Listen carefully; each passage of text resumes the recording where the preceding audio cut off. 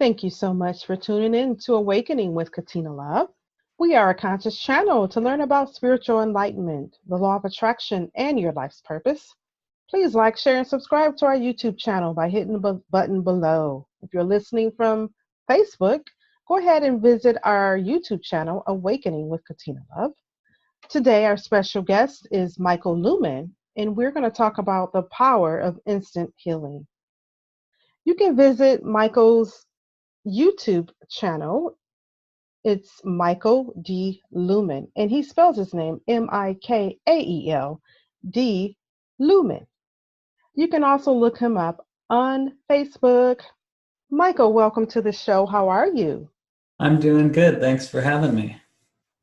You're so welcome. So I'm so excited to talk today about the power of healing and miracles, the miracles of healing. And we met on Facebook, and I got a chance to listen to some of your healings, your recordings that you had there, your videos, and it was quite fascinating. The power, the energy that you tap into to help people to heal themselves. So I'm just going to ask you a few questions about the whole process of that, how that works. And I wanted to start out by asking you, when did you realize that you had the gift of healing? Well, I mean, looking back, I probably had aspects of it my entire life. But in 2016, after 7 right knee surgeries, 2 left knee surgeries, a torn quad, 2 torn hamstrings, 2 broken ankles. Oh my gosh. Back surgery, and then finding out I needed a second back surgery and had torn labrums and bilateral impingements in my hips. And I was in the middle of a divorce. So in a moment of no other options, I was able to instantly heal myself. Wow. But how did that happen? Well, that's a good question. And it happens because it's possible, but what I guess the most important thing, or the most amazing thing in that experience that happened, was that I found that after that I was able to focus my intention on others, and they were able to heal as well. And that's probably the most important part, because if I didn't see it in other people every day, by now I probably would have convinced myself that it didn't happen. Wow. Wow. Right? Because even now, looking back, it's hard to grasp sometimes that you could have one thing one moment and then have something totally different the next moment. But that's what a miracle is. Right. That is so true. Miracles happen because miracles are capable and meant to happen. So without a structure that allows miracles, then there would be no miracles. If there's one miracle, then there can be millions of miracles, right? Yes. It's because the design allows us to separate ourselves from the last moment in time. Wow, that's powerful. Right? Like, life isn't a constant, right? Like, each moment is its own moment in time. So every moment we have the opportunity to be perfect. Wow. Yeah, because it's like moment to moment to moment. As long as we're not trying to race ahead, like what's going to happen tomorrow or next week or, next year, or and throw that worry on our trail. Yeah. Then I think you're absolutely right. Well, and what separates the last moment from the next moment is perfection, is instant healing, is the miracle, right? And we get to then decide how much of that we want to accept. Wow. Usually, people accept a little bit less than they did the moment before. Right? So that's why there's an aging process, or I see what you're saying. Or whatever you want to call that, getting away from perfection. Yeah, right? because we don't expect it, right? Well, Because yeah, because we tend to start living a little bit worse than the day before. that's interesting. Pretty interesting. So, can you share with us when you began to heal yourself? Like, what was the process, and what are some of the things that you noticed? Well, in that moment of no other options, right? Like I didn't have a doctor's appointment that I could look forward to anymore. Mm-hmm. I didn't like what I was being told, right? I didn't want to do my back again and then get into shape for 6 months to a year and rehab and then do my hips and then have a year recovery from that. It had already been, 2.5 years of feeling like I was getting kicked in the groin all day, every day, right? Thinking the first back surgery was going to solve that, to only find out that it didn't necessarily, solve that. So in this moment of out of options, right, I was able to. So I left town Mm-hmm. and I hiked up this trail to a river, and I put all my pain in a rock and threw the rock in the river, and that was it. Wow. Now there was small things that led up to that point, like somewhere in about 2011, 2012, I started understanding that the 7 niche surgeries weren't sports, Uh-huh. right? The 7 niche surgeries where I injured myself the first time and then I started making choices that weren't in harmony with who I Uh-huh. really was. And so that disharmony opened myself up for more knee injuries. I And understand. then when my life wasn't going the way that I had wanted it to go, Mm-hmm. I started to become like a mini savior, right? So I'm highly empathic, but I operated very sympathically. So I I see. I took see. on everybody else's stuff, thinking that Mhm. I was doing the world a service. I And see. so I started to become a little bit aware of this kind of stuff. But in that moment, I was willing to let go of everything Mm-hmm. in order to be something totally different. Mm-hmm. Right? Like I didn't necessarily know that that was going to happen, right? I just knew that I didn't have any other options, I understand. I get right? that. And so, but what really solidified it or locked it into place was the day before I tried to paddleboard, and I couldn't even stand up on the paddleboard to take my kids paddleboarding. Mm-hmm. As soon as I threw the rock in the river, I felt totally different, right? But Wow. I didn't necessarily have a reference Mm-hmm. yet, Mm-hmm. right? Because if there's been times that you feel better, Yeah.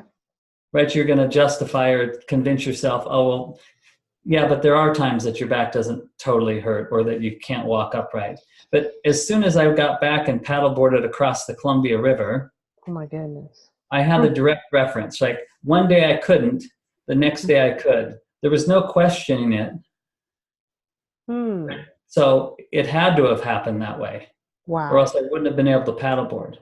So if you watch some of the videos with people, right, as soon as I get them to do something that they haven't been able to do, Mm-hmm. it makes it really difficult for them to convince themselves that it But they didn't did happen. it?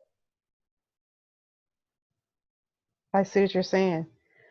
You mind talking to us about the surgery, your back surgery? Like, why did that take place? Well, so I had an 8.5 millimeter protrusion in L4, L5, and I'd lost 3 inches off of my quad because the nerve was pinched. And I had one back surgery, but herniated the same disc like 3 weeks later. Amazing.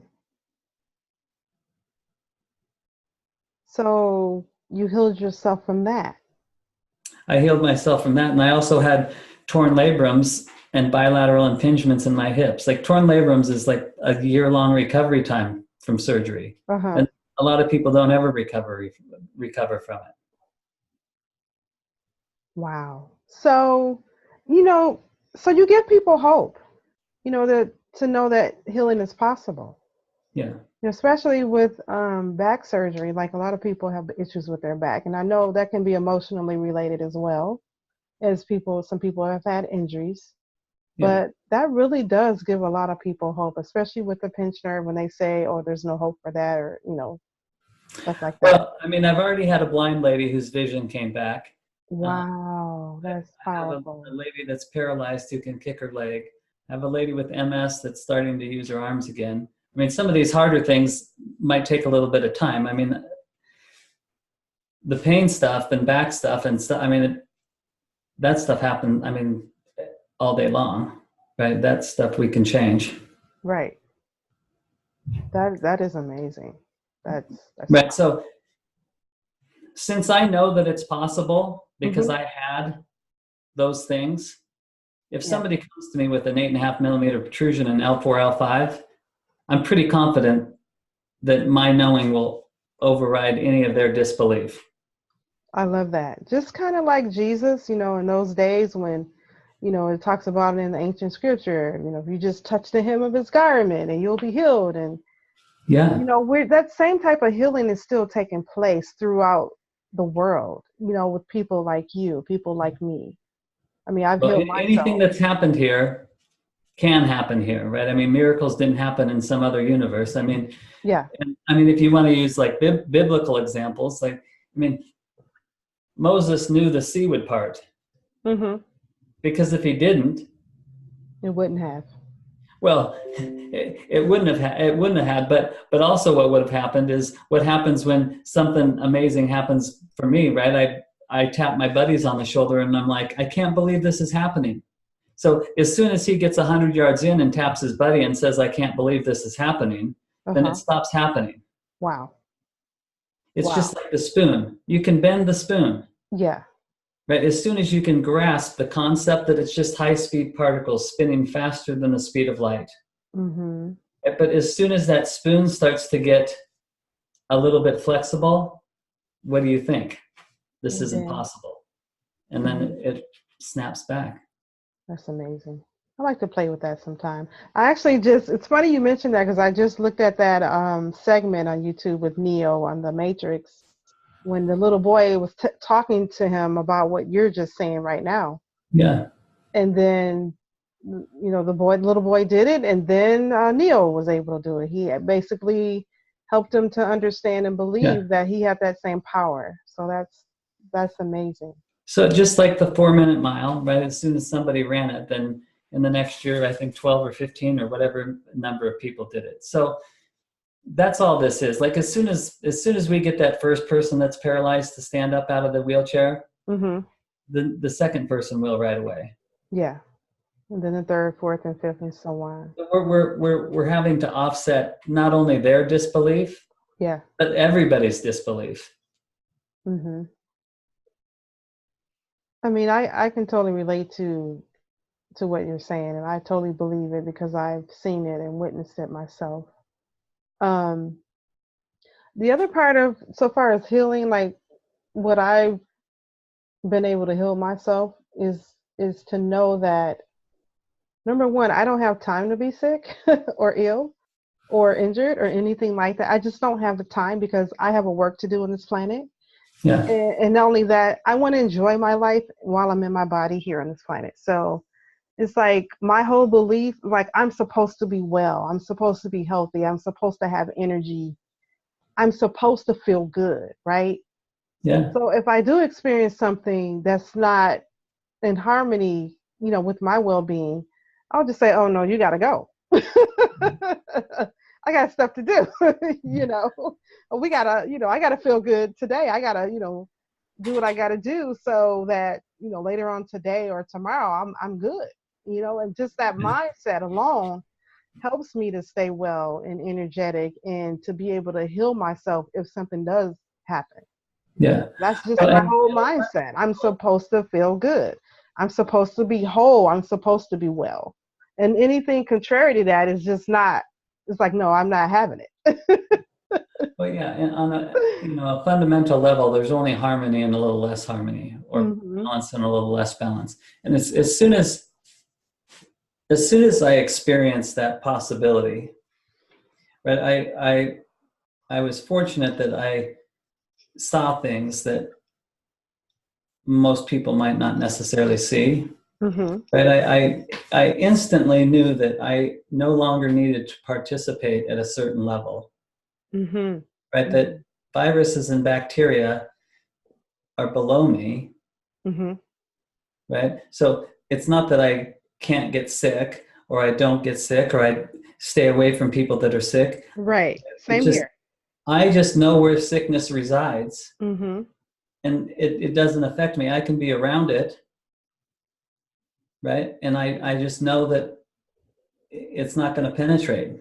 Right. Right. I love Right. that. Because I'm more than a virus. I'm more than bacteria. Mm-hmm. Right.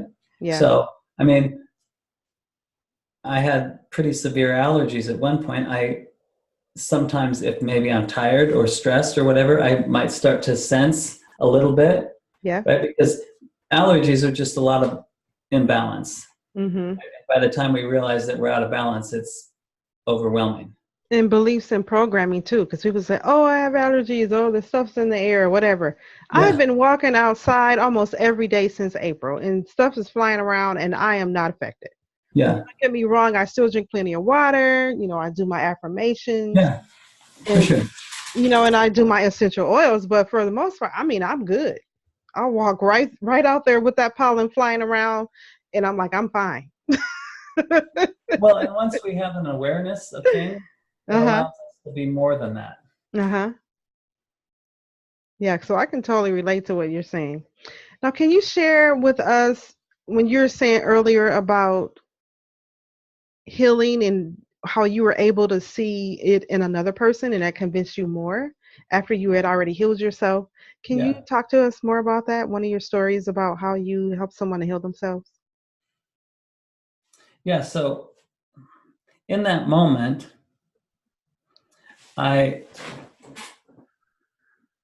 I became aware of what was possible. So I know that I'm no different than anybody else, right? Mm-hmm. If I can instantly heal, then everybody can. Yeah. And then I found that if I were to just bring that possibility to people, I could get them to accept it, Mm-hmm. right? So all I'm doing is providing a little bit of space for somebody to tap into a new possibility. I Because like that. when life gets difficult, we feel as if we're out of options, Mm-hmm. right? If somebody can push back that difficulty and allow the person to accept a different possibility, then all of a sudden more possibilities open up, Mm-hmm. right? So I'm just holding that space and encouraging the person to be more than that they're to be more than they're being at that moment in time. I like that. And That's I'm true. doing that multiple moments in time until they realize that something has changed. So you help people to shift their paradigm about how they I help look at. people to be more than they're being at that moment, right? Like I already know that it's possible because it happens every moment in time. Mm-hmm. I'm just bringing that possibility, and I've gotten pretty effective at putting it close enough Mm-hmm. and pushing enough back that they're able to accept it. Okay. That's powerful. Like, can you talk to us about the lady in the wheelchair? Like, was she not able to move her leg in one moment, and then the next moment Well, she so she was? was paralyzed in 2013, Uh-huh. uh, and when I worked with her the first time, I mean, she had severe like nerve pain in her legs, but no real movement. And we were able to get the nerve pain to almost go away, and we're now to the point to where she can kick her leg. I've I've started teaching what I do so that I can put together a group of people, because I think a group of people focusing is even more effective than me myself. Now, Mm-hmm. over time, I might be more effective on my own, but I am still building that belief into knowing in certain Mm-hmm. areas, right? Like I have 100% knowing Mm-hmm. in back and hips, Mm-hmm. I get it. right? Knees 99%, Mm-hmm. migraines is 98, Get right? it. you get to some of these other ones, right? I can grasp it, I can believe it, right? But until it happens, Uh-huh. right, I don't necessarily have that knowing that will override all that fear. I get that. I totally can relate to that. Yeah. That But it's is not, I mean, it's just a matter of time. I mean, we're not talking like 10 years, 20, we're talking about like in the next month or two, like the next couple weeks. okay. Wonderful. You were talking to us about a book earlier, or actually before this segment we're doing now. Do Yeah. you have a book? Are you an author? I am. And that like seems like a whole, lifetime ago, but I spent the first, 10 years of my life addicted to drugs and alcohol, and Uh-huh. 2 years in prison. And after that experience, I thought that that was my big aha, moment or purpose. And in 2007, I did write a book called 800 Meters, A Journey of Addiction, Recovery, and Redemption, which is basically just my story.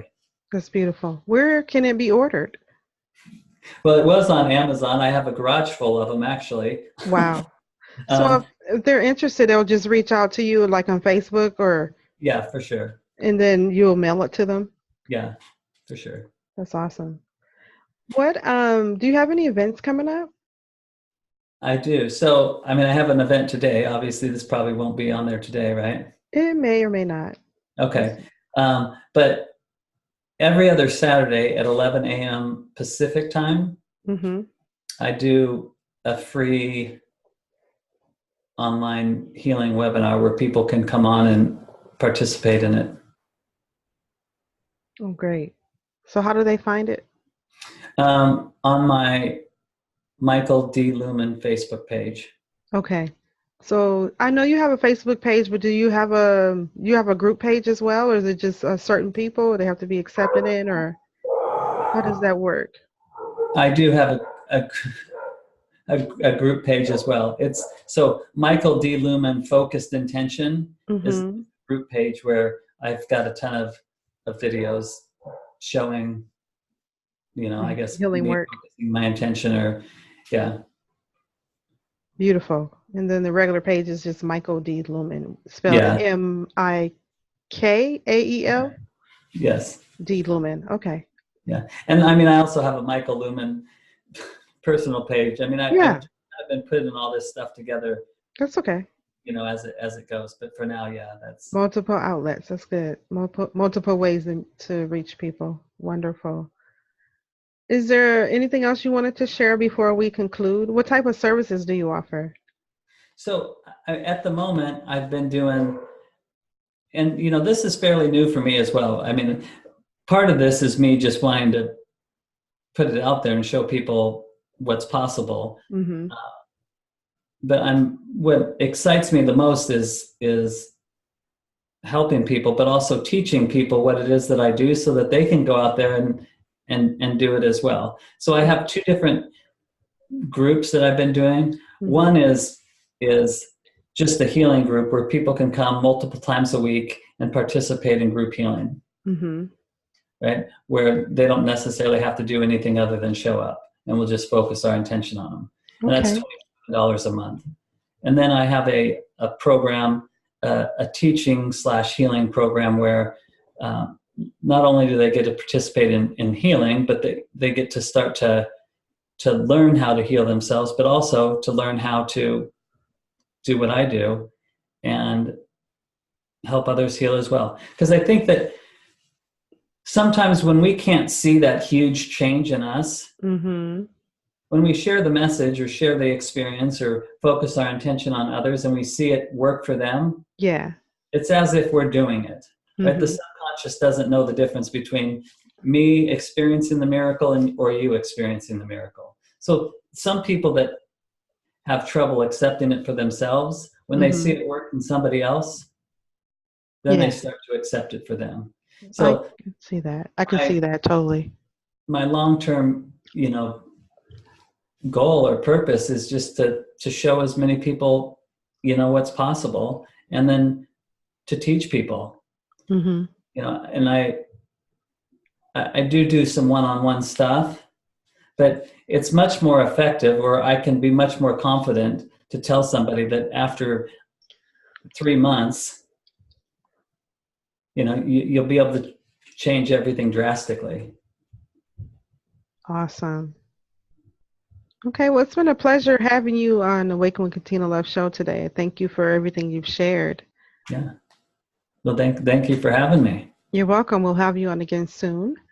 Thanks for tuning in to Awakening with Katina Love. Namaste.